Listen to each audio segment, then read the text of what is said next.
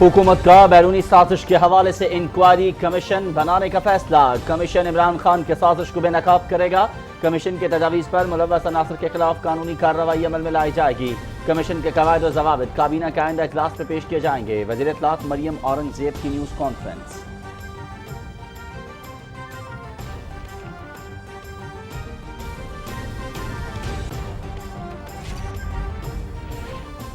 वज़ीर-ए-आज़म मोहम्मद शहबाज शरीफ से अरकान कौमी असम्बली बर्जीस ताहिर और साद वसीम की मुलाकात। मौजूदा मुल्की सियासी सूरत हाल और मुतल्लिका हल्के के उमूर पर गुफ्तगू। वज़ीर-ए-आज़म की अरकान असम्बली को तरक्याती मंसूबों की तेजी से तकमील की हिदायत।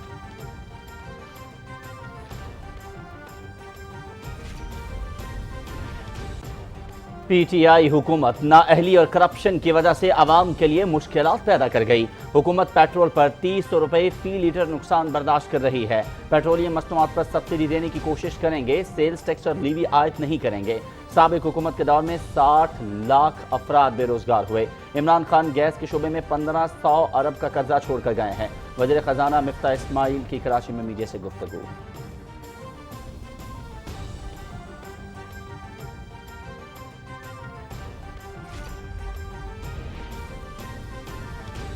मीठी ईद का तीसरा दिन, कहीं सैर सपाटे तो कहीं दावतों का एहतमाम। शहरियों की बड़ी तादाद ने पार्कों और तफरीही मकामात का रुख कर लिया।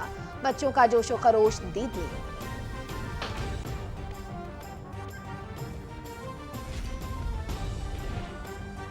और अफगानिस्तान में तूफानी बारिशों और सैलाब के बायस 20 अफराद जाम बहक, 30 जख्मी, सैकड़ों मकान तबाह। वज़ीर आज़म मोहम्मद शहबाज शरीफ का अफगानिस्तान में सैलाब से जानी माली नुकसान पर दुख और अफसोस का इजहार। अफगान अबूरी हुकूमत और आवाम के साथ इज़हार यकजहती। आलमी बरादरी से अफगानिस्तान में सैलाब की तबाहकारियों से निपटने के लिए आगे आने की अपील।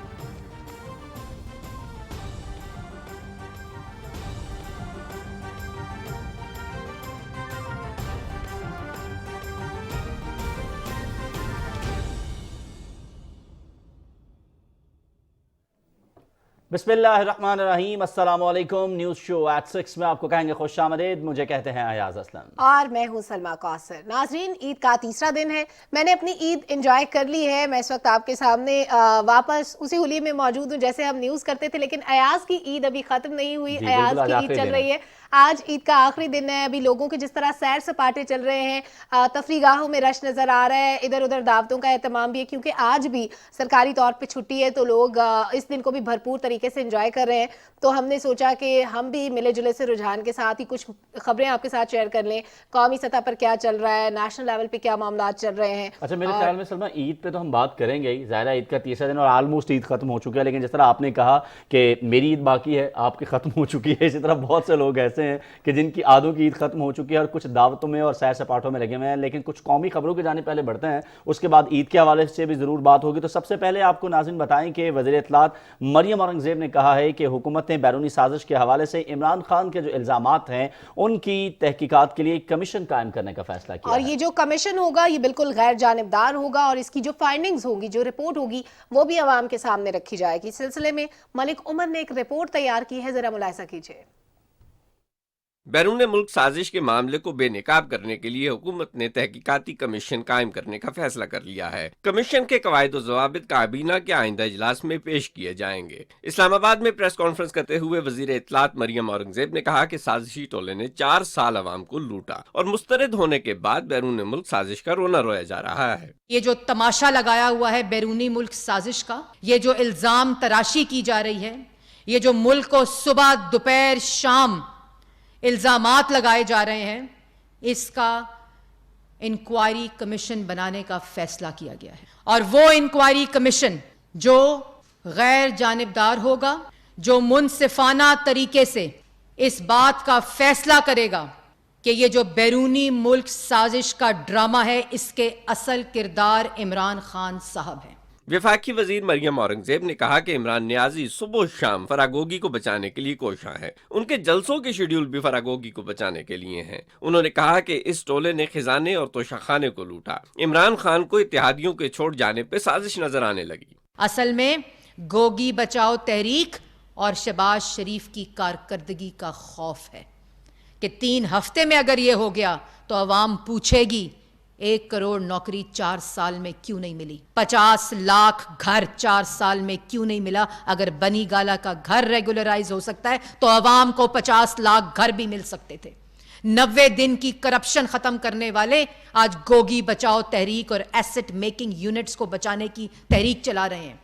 अवाम भुगत रहे हैं। वजीर आजम मोहम्मद शहबाज शरीफ अवाम को रिलीफ फराहम करने के लिए कोशा हैं। Malik Umar, Pakistan Television News, Islamabad.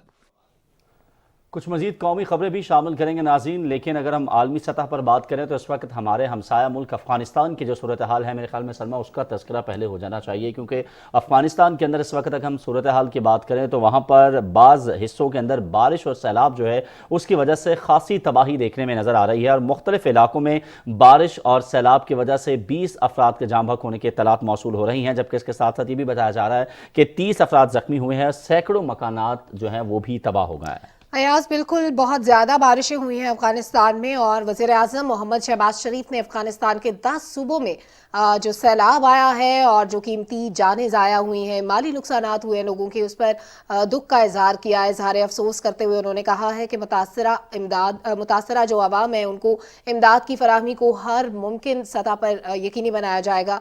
इसके अलावा वज़ीर आज़म ने अफ़गान अबूरी हुकूमत और आवाम के साथ यकजहती का इजहार भी किया है और जाँ बहक होने वाले जो ख़ानदान हैं, दीगर मुतासरीन हैं, उनसे हमदर्दी का इजहार किया है।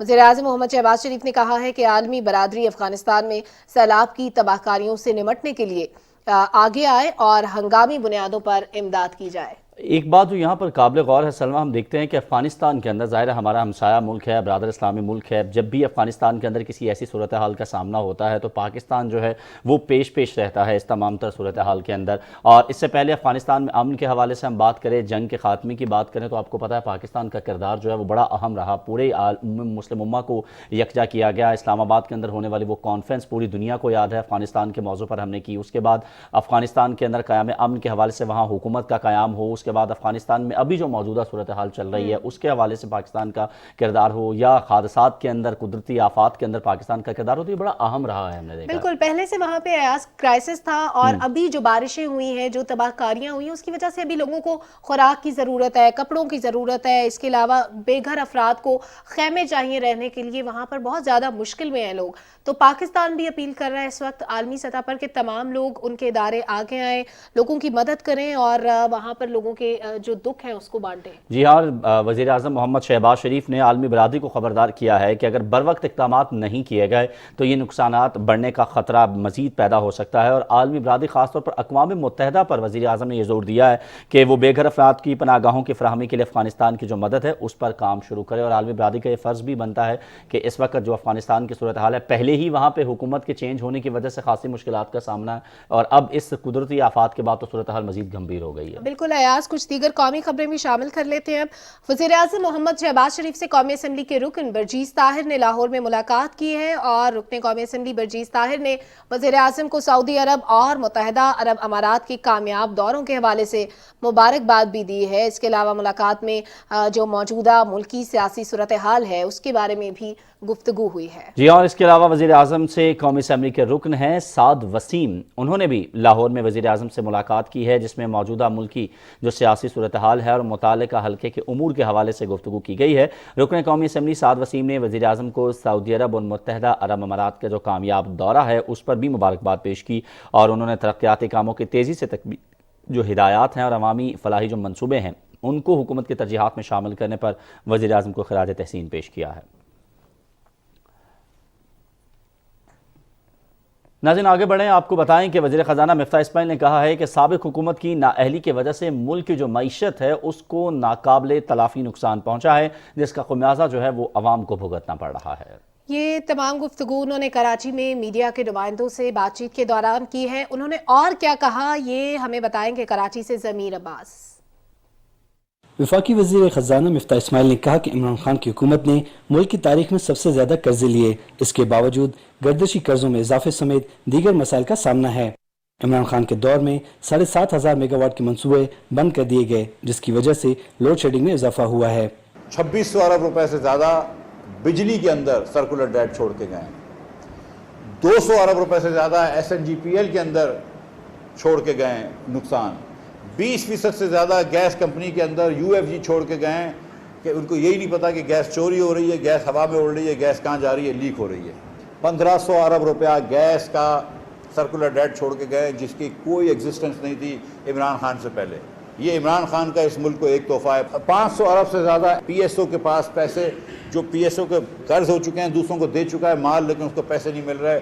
गैस की कंपनियां पैसे नहीं दे रही, दीगर कंपनियां पैसे नहीं दे रही पीएसओ को। मिफ्ता इस्माइल ने कहा कि इमरान खान ने अपने दोस्तों को नवाजने के लिए रियल एस्टेट और इंडस्ट्री के शोबों में एमनेस्टी स्कीम मुतारिफ कराई। तहरीक इंसाफ के दौर में मईशत का बुरा हाल रहा, लाखों लोग बेरोजगार हुए और महंगाई तारीख की बुलंद तरीन सतह पर पहुँच गई। 2 करोड़ लोगों को खतरे गुर्बत के नीचे लेके गए, 60 लाख लोगों को बेरोजगार करके गए और पाकिस्तान की तारीख का सबसे ज़्यादा कर्ज भी लेके गए, हाईएस्ट इन्फ्लेशन भी करके गए। तो इमरान खान साहब हुकूमत के लिए बड़े मुश्किल फैसले छोड़ के गए हैं। मैंने आपसे गुजारिश करी है कि शहबाज शरीफ साहब ने का कोई इरादा नहीं है कि हुकूमत जो है वो कोई टैक्स लगाएगी या कोई ऐसी चीज़ करेगी जिससे कि पाकिस्तानी लोगों के ऊपर बोझ पड़े। वफाकी वज़ीर ख़ज़ाना मिफ्ता इस्माइल ने कहा कि इमरान खान ने IMF के साथ मुआहदे में पेट्रोल की कीमत 245 जबकि डीजल की कीमत 295 तक बढ़ाने पर इतफाक़ किया था। उन्होंने कहा कि वज़ीर आज़म मोहम्मद शहबाज शरीफ की हिदायत पर रवा माह हुकूमत पेट्रोलियम मसनूआत पर 102 अरब रुपये सब्सिडी दे रही है।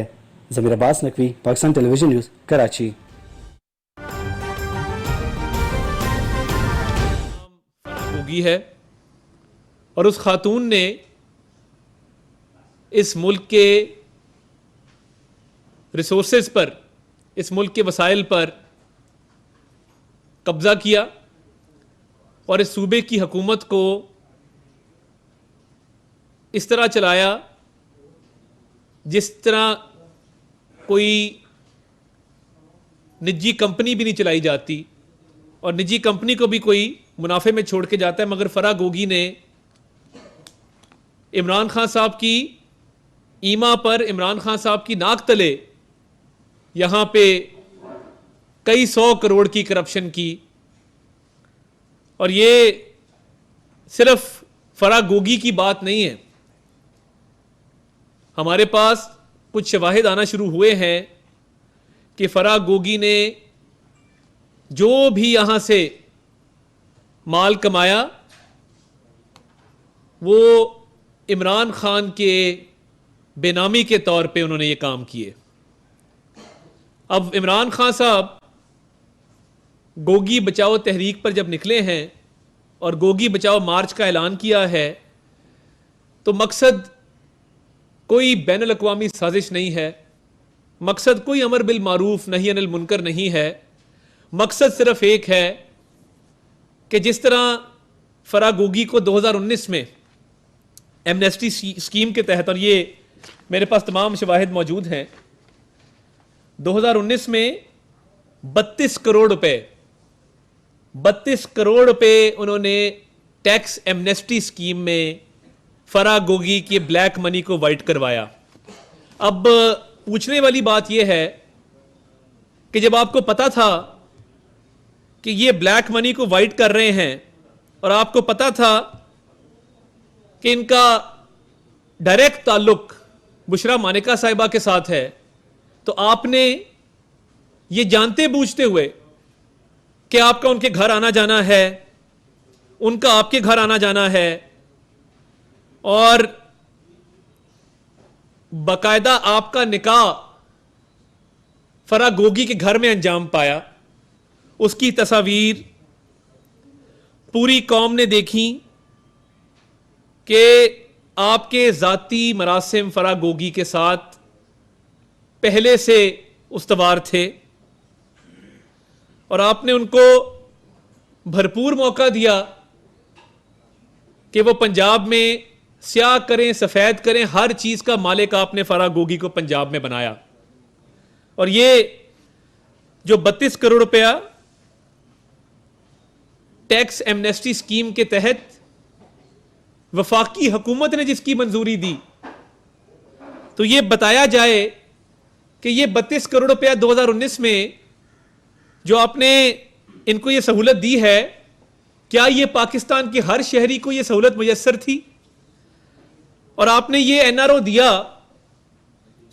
आप वजीर आजम थे, उस्मान खान बुज़दार वजीर आला थे, आपके इक़्तिदार में होते हुए ये एनआरओ टैक्स एमनेस्टी स्कीम के तहत 32 करोड़ का दिया गया।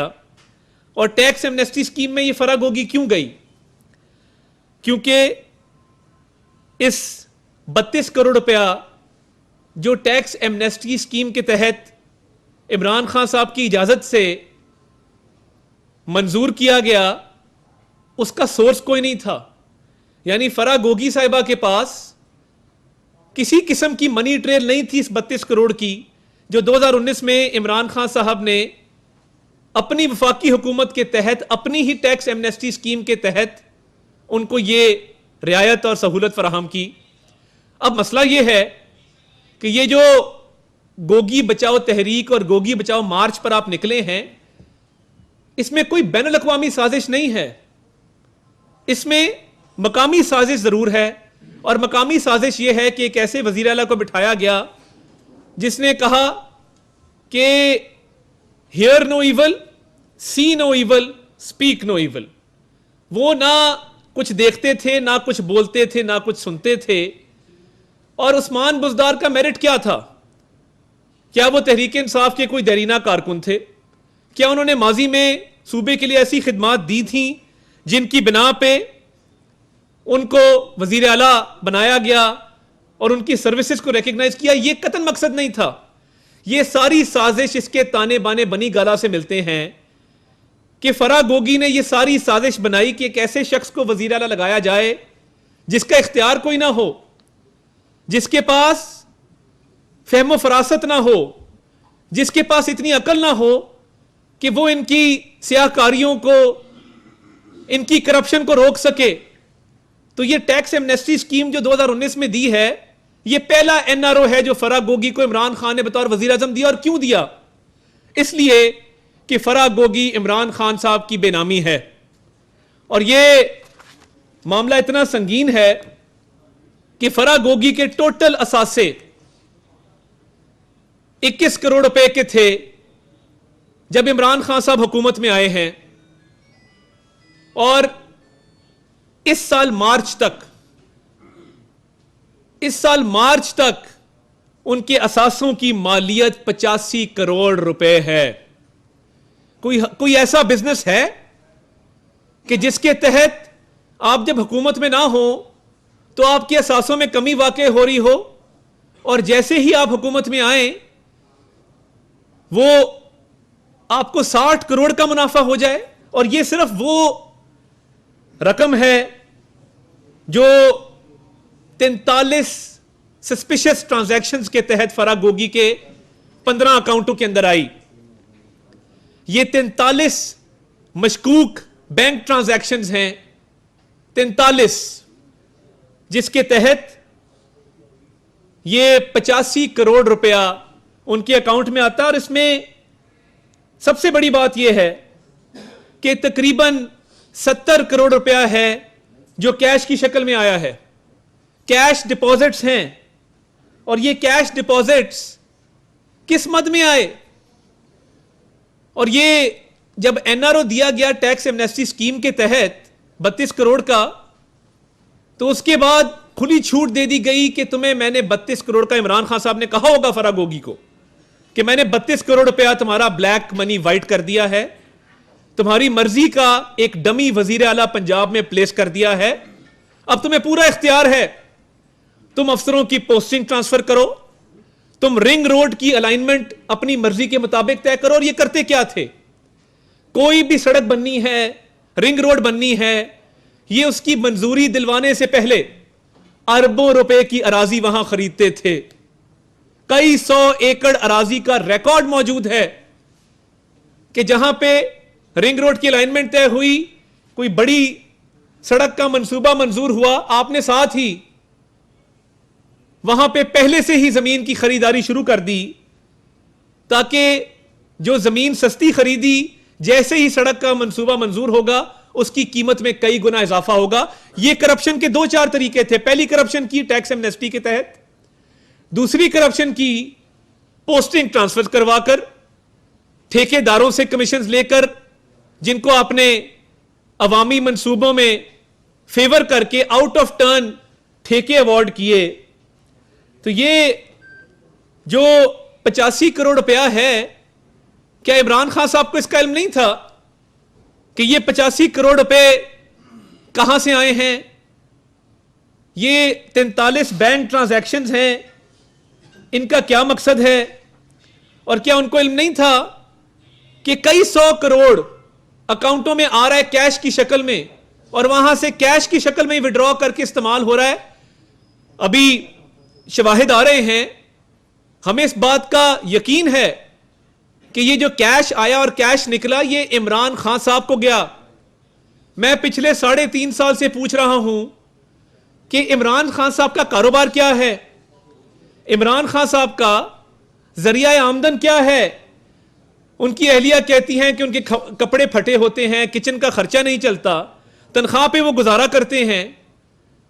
तो ये इतना शहाना तर्ज जिंदगी, ये ठाट बाट, 400 कनाल का महल, इसको मेंटेन कैसे करते हैं? अब समझ आई कि फराह गोगी ने जो करप्शन के यहां अंबार लगाए, जो ये 85 करोड़ रुपया कमाया सिर्फ एक ये बैंक ट्रांजैक्शंस के जरिए, 43 बैंक ट्रांजैक्शंस के जरिए, वो अपनी जगह पर, मगर जो अरबों रुपए की अराजी खरीदी गई और गवर्नमेंट की पॉलिसी के तहत, यानी गवर्नमेंट एक पॉलिसी बना रही है कि अवामी मंसूबा यहां से गुजरेगा, उससे पहले जमीन खरीद लें। और ये देखिए हमारे पास जो तफसीलात आई हैं, 50 करोड़ रुपया ये पे ऑर्डर्स के जरिए निकलवाया गया है अकाउंटों से। और ना सिर्फ ये जितने ये गौसिया बिल्डर्स का इसमें नाम है, जिनको पेमेंट की गई है 8-10 करोड़ रुपए की, तो ये क्या इमरान खान साहब बिल्कुल नहीं देख रहे थे?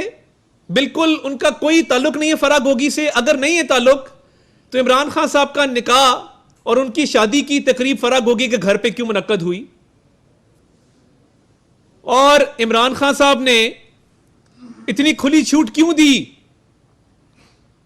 कि पंजाब के अंदर सरकारी ठेकों में, अफसरान की पोस्टिंग ट्रांसफर्स में Farah Gogi all in all थी। फराह गोगी ने पंजाब पे हुक्मरानी की इमरान खान साहब की वजह से, और ये सिर्फ एक बहाना था कि ये वसीम अकरम प्लस है।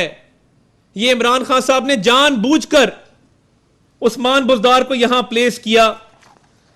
और ये देखिए कि ये जो असासों में इजाफा हुआ है, इसमें एक अल बुराक हाउसिंग प्राइवेट लिमिटेड ये अकाउंट है, इसमें ट्रांजैक्शंस हैं। गौसिया बिल्डर्स का अकाउंट है, इसमें ट्रांजैक्शंस हैं।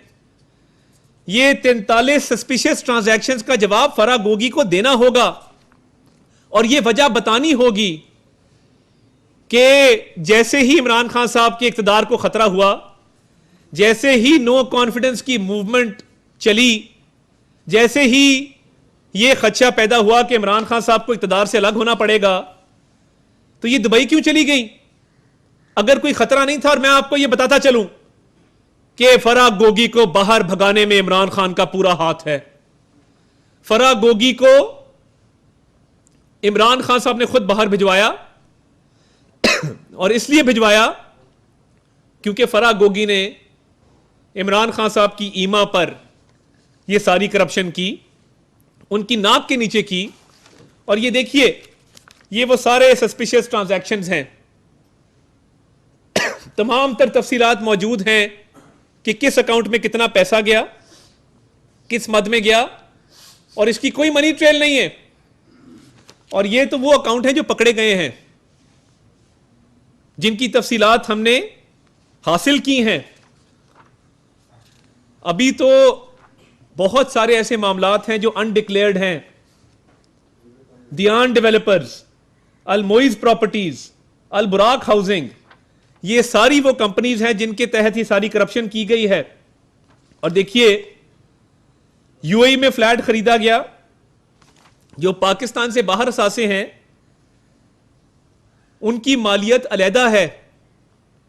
तो इमरान खान साहब ने मौके को गनीमत जाना, और उन्होंने देखा कि मेरा बतौर वजीर आजम इस कुर्सी पर विराजमान रहना मुमकिन नहीं है, तो फराह गोगी को पाकिस्तान से फरार करवाया।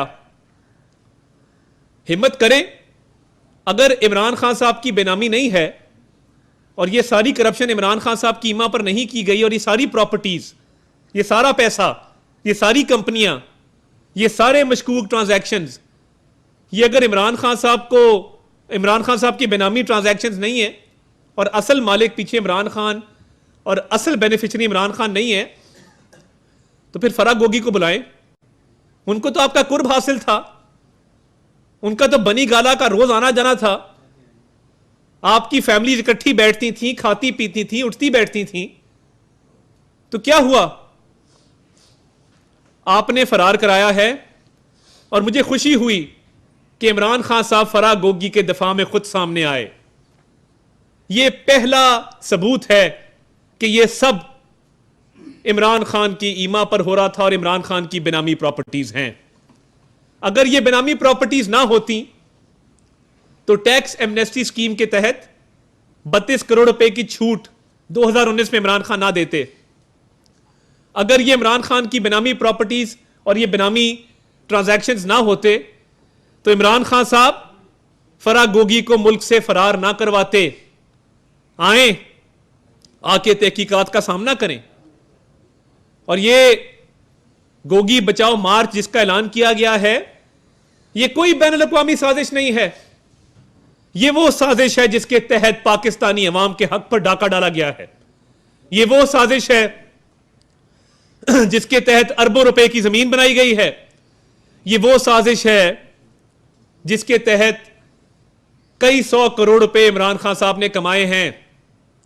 अगर आप इतने सच्चे हैं तो अपना जरिया आमदन बताएं कि ये नया घर जमान पार्क का ये किसने बनवाया और क्यों बनवाया।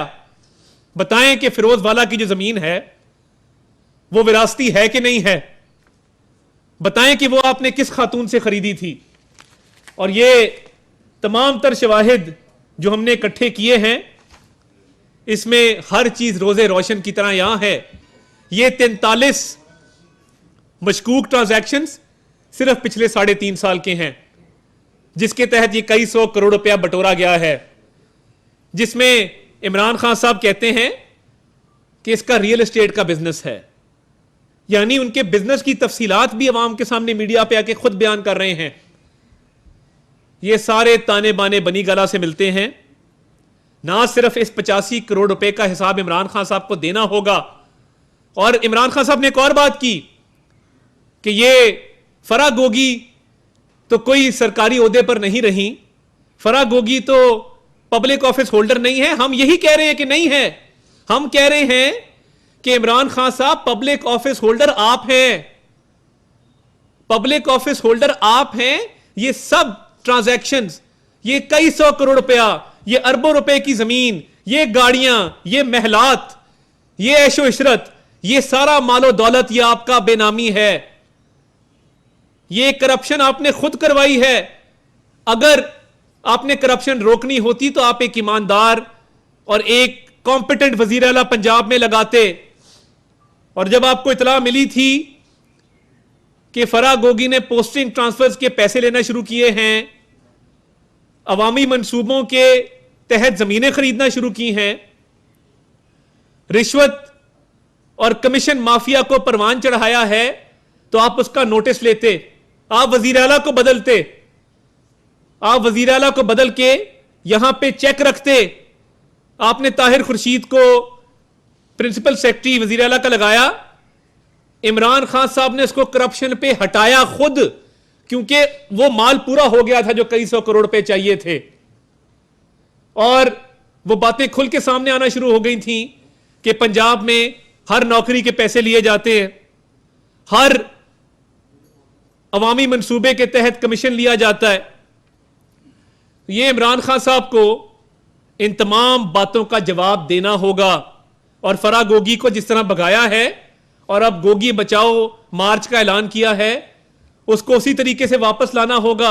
हमने तहकीकात का सामना किया, तहकीकात हुई, कुछ नहीं निकला, मगर ये जो रिकॉर्ड हमारे सामने आया है, इसके तहत इन तमाम ट्रांजैक्शंस का इस तमाम ज़मीनों का, अरबों रुपए की जो मालियत की ज़मीनें हैं, कई सौ करोड़ के ट्रांजैक्शंस हैं, इसका जवाब इमरान खान साहब को देना होगा और फराह गोगी को वापस लाने के इंतजामात किए जा रहे हैं। वफाकी हुकूमत ने FBI से तमाम रिकॉर्ड तलब कर लिया है और तमाम मुतलका इदारे जिनके पास ये तमाम डॉक्यूमेंट्स हैं, FBI हो गया, इंटीरियर मिनिस्ट्री हो गई, वो तमाम तर ये डॉक्यूमेंटेशन मुकम्मल कर रहे हैं जिसके तहत फराह गोगी को वापस लाने के तमाम इंतजामात मुकम्मल किए जाएंगे और फराह गोगी को वापस बुलाकर तहकीकात का आगाज किया जाएगा। ये मामला इतना सीधा नहीं है जिस तरह इमरान खान साहब उनके दफा में कह रहे हैं कि वो तो रियल एस्टेट का उसका काम था, वो तो बेचारी बड़ी नेक परवीन है, वो तो बेचारी जानती कुछ नहीं, वो तो उसका तो कसूर कोई नहीं है, वो तो पब्लिक ऑफिस होल्डर नहीं है।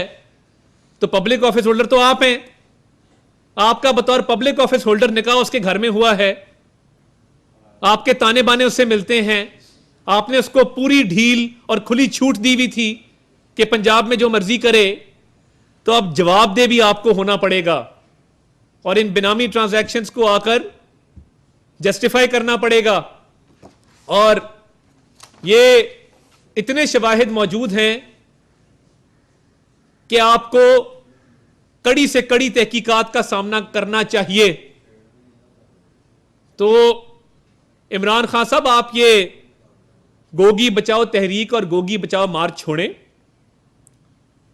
और फराह गोगी को पाकिस्तान बुलाएं और उसे कायल करें कि वो तहकीकात का सामना करें।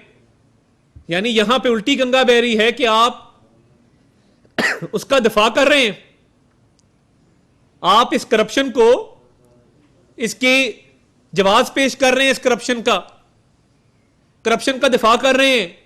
इतनी दीदा दलेरी है कि करप्शन वाजे है, सबके सामने है और उसके बावजूद सफाइयां आप देते फिर रहे हैं। इल्जाम फराह गोगी पे है, सफाइयां इमरान खान दे रहे हैं और इसलिए दे रहे हैं क्योंकि पता है कि कल को जवाब दे इमरान खान को होना पड़ेगा। तो इसलिए मेहरबानी करें, ये मार्च छोड़ें, इस मार्च को भी छोड़ें और इस तहरीक को भी छोड़ें और फराह गोगी को वापस बुलाएं, फराह गोगी को बुलाकर पेश किया जाए और ये जो आपने आखिरी दिनों में इसको भगाया है वो सबूत भी सामने आएंगे जो आपने उसको मुल्क से फरार होने में मुआवनत फराहम की है। तो ये वापस लाने के हवाले से तमाम कागजी कार्रवाई का आगाज कर दिया गया है और इस मामले को बड़ी संजीदगी से परसू किया जाएगा। इसमें अरबों रुपए के ज़मीनों के गबन हैं, कई सौ करोड़ के कैश के ट्रांजैक्शंस हैं, कमीशन है, रिश्वत है।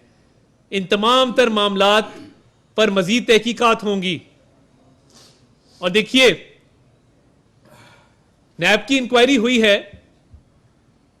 तो आके सामना करें।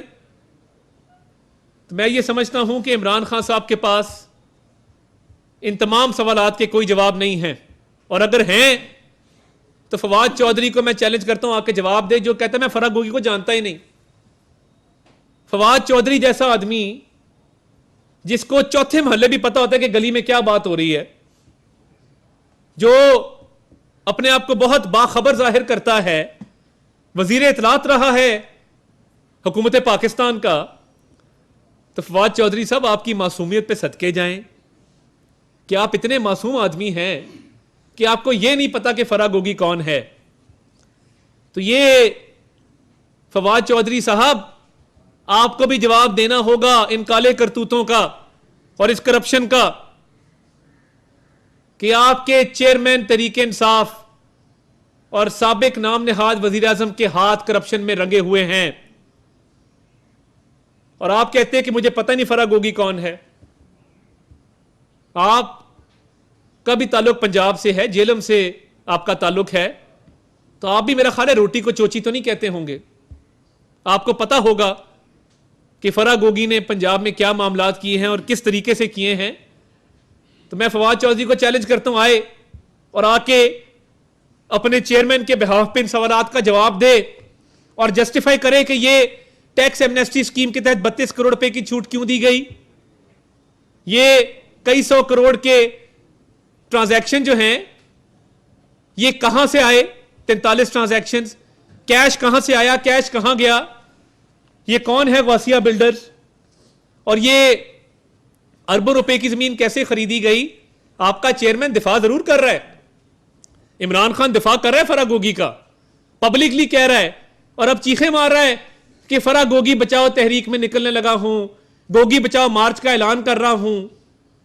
तो ये मैंने सवालात उठाए हैं, मैं तवक्को रखता हूं कि इसका जवाब दिया जाएगा और फराह गोगी को वापस लाकर तहकीकात का सामना करवाया जाएगा। बहुत शुक्रिया। फिर हमने फरमाई कि आपने पूरी प्रेस कॉन्फ्रेंस में फराह गोगी का जिक्र किया और कहा इमरान खान के ताल्लुकात कमीशन वगैरह का जिक्र किया। क्या पिंकी पीरनी के बारे में भी कोई तहकीकात देखिए ये सारा मामला फराह गोगी की एंट्री कहां से हुई, वो इमरान खान साहब की अहलिया के जरिए आई बनी गाला, और ये सारे मामलात वहीं से जन्म लिए हैं जिसके तहत ये करप्शन हुई है, जिसके तहत बुशरा साहिबा ने लगवाया उस्मान बुज़दार को वजीर आला। इसमें कोई शक है किसी को? तो ये तमाम तर मामलात इसी ट्राइका ने किए और इमरान खान साहब की ईमा पर उनकी मंशा के मुताबिक ये तमाम मामलात हुए।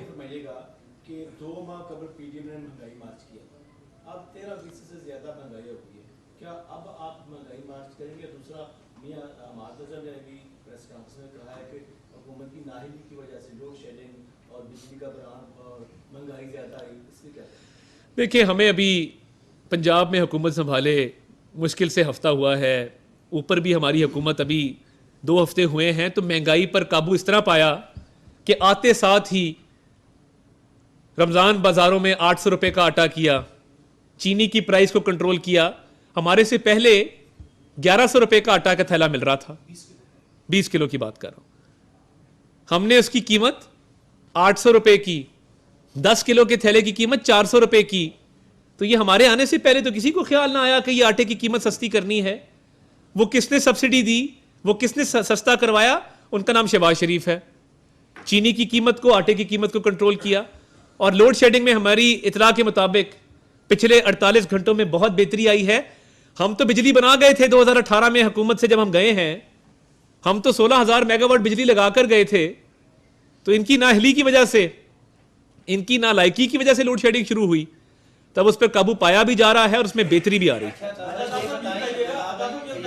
गोगी को कब तक पाकिस्तान लाया जा सकेगा, और फिर जब वो पाकिस्तान आएंगी तो उनके बयान की रोशनी में खासा के ऊपर मुकदमा बनेंगे?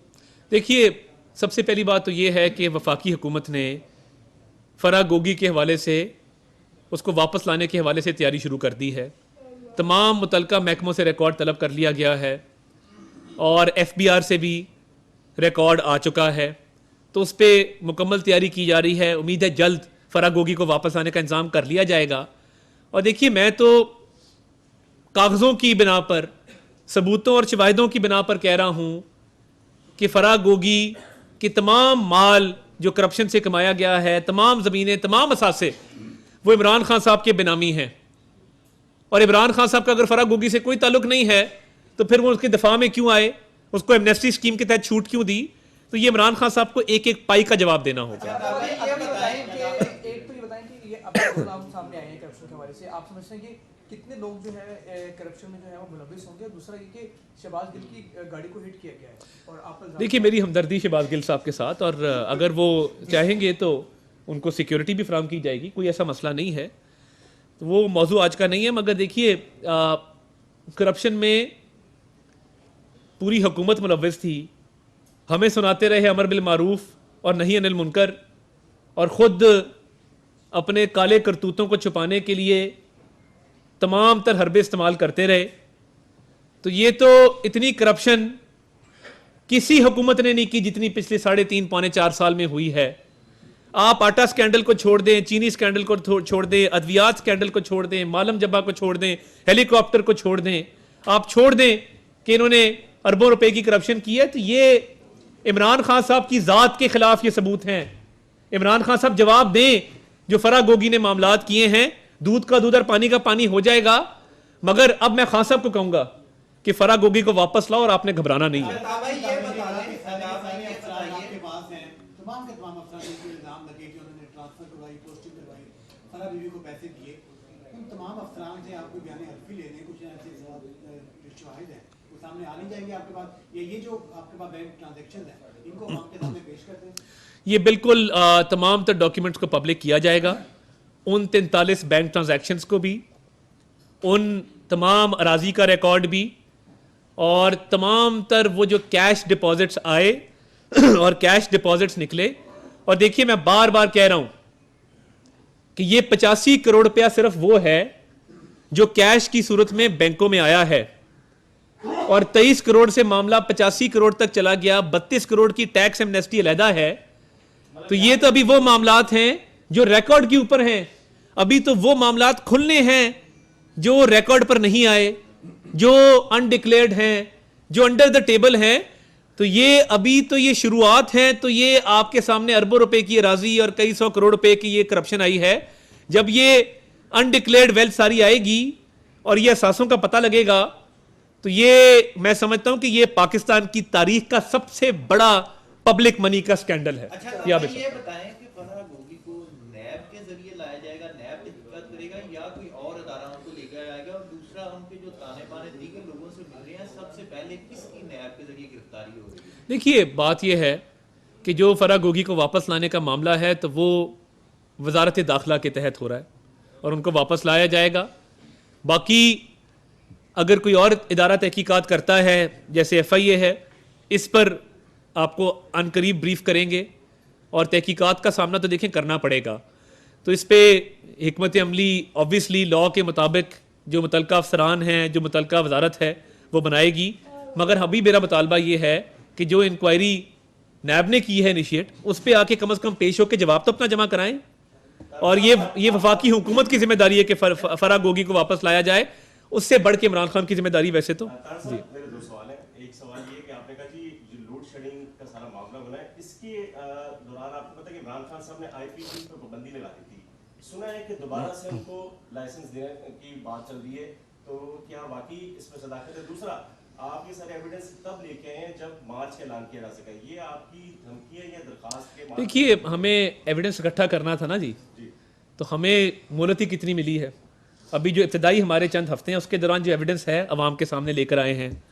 तो इसका मार्च से कोई ताल्लुक नहीं है। गोगी बचाओ मार्च अपनी जगह पर है, ये शवाहिद अपनी जगह पर हैं, और गोगी बचाओ मार्च ज़रूर करें।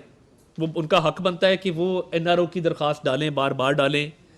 और जहाँ तक बिजली का सवाल है, देखिए वज़ीर आज़म साहब की मुकम्मल तवज्जो है उसके ऊपर, और मुतलका वज़ीर को भी हिदायत जारी हैं, तो इसमें बेहतरी आएगी। बाकी जो एनर्जी पॉलिसी, उस पर वफाकी वज़ीर खुद बात करेंगे। ये सब पिछले दौर में जो चीनी के स्कैंडल्स आए हैं रुपए के, क्या उन पे भी कोई तहकीकात होगी इस तरह की, या वो किसी जंगी तरीन अब आपके साथ है? देखिए, जो चीनी का स्कैंडल है, इमरान खान साहब ने क्या चीनी की एक्सपोर्ट की इजाज़त नहीं दी?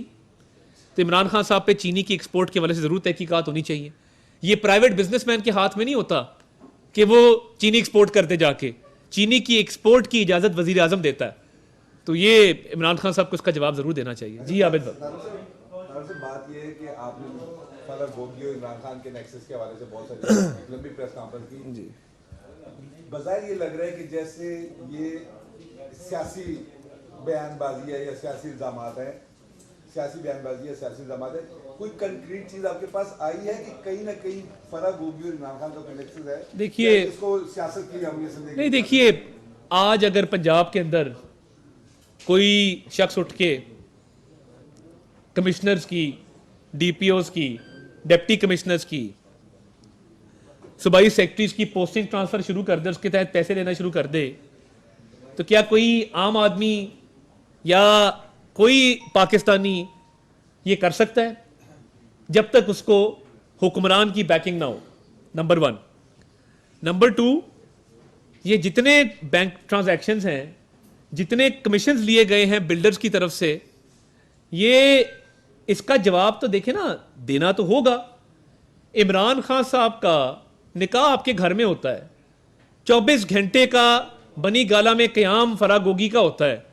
और वो सेम टाइम पे पंजाब के अंदर करप्शन के अंबार लगा रही है, तो क्या इमरान खान साहब बेखबर थे या इमरान खान साहब इतने नाअहल हैं और नालायक हैं कि उनको किसी ने नहीं बताया कि फराह गोगी ये मामलात कर रही है?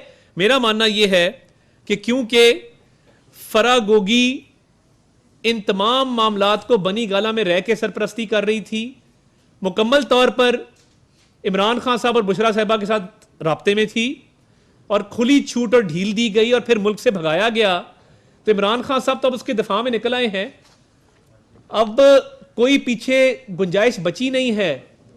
अगर वो उसका दफा ना करते, टैक्स एमनेस्टी ना देते और ये तमाम मामलात इतना बाइख्तियार फराह गोगी को ना करते, तो शायद मैं आपकी बात मान लेता, मगर अब कोई गुंजाइश नहीं है कि इस बात को माना जाए। इधर नहीं जल्दी आपसे जानना चाहूंगा कि एक जलसा जो है 15 रोजा जलसों का ऐलान किया है, 15 रोजा इम्पोर्टेड हुकूम नामंजूर जलसों का ऐलान किया है पीटीआई ने, और उसके मुकाबले में मरीम साहबा के भी जलसे जो उनकी भी अनाउंसमेंट हो रही है, तो कौन से जलसे आपको भारी लग रहे हैं? देखिए, मरीम नवाज साहिबा एक अवामी लीडर हैं, उनकी एक पॉलिटिकल स्ट्रगल है और वो माशाल्लाह क्राउड पुलर हैं। वो जब निकलेंगी अवाम का जम्मे गफ़ीर होगा, अवाम का समंदर होगा, और मैं ये बात वसूख से कहता हूँ कि जहाँ जाएंगी जगह नहीं बचेगी, अवाम का समंदर होगा उस जगह। अच्छा तारा साहब, एक बात हो रही, कुछ मुबैना वीडियोस की बड़ी बातें चल रही हैं जी, और इल्जाम हम देखते हैं सोशल मीडिया पे मुसलसल मुस्लिम लीग नून पे लगाया जा रहा है, इस हवाले से क्या कहना चाहिए? देखिए, ऐसा कोई मामला ना मेरे इल्म में है, ना ऐसे किसी मामले का मुझे पता है। अगर पता होता तो जरूर उस पर बात करते हैं। बैठे चाहे वो ड्रिंक्स में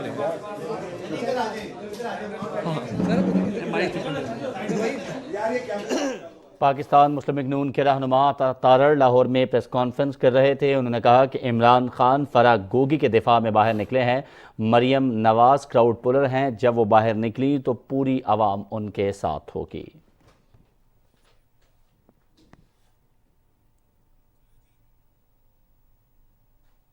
और यहाँ एक ब्रेक, जिसके बाद आप देख सकेंगे इलाकाई खबरें।